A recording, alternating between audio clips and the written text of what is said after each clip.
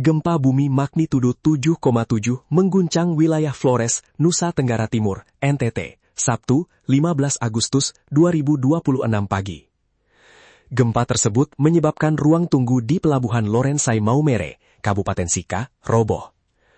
Informasi tersebut disampaikan warga melalui threads oleh akun @edisyam.1 yang melaporkan kondisi di lokasi setelah gempa terjadi.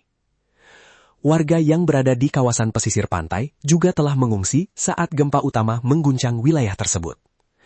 Hingga laporan ini dibuat, belum ada informasi lebih lanjut mengenai jumlah kerusakan maupun korban akibat kejadian tersebut. Situasi di sekitar pelabuhan masih dalam pemantauan. Warga di wilayah terdampak diimbau tetap waspada terhadap kemungkinan gempa susulan. BMKG sebut berpotensi tsunami, pusatnya di Laut Nagekeo.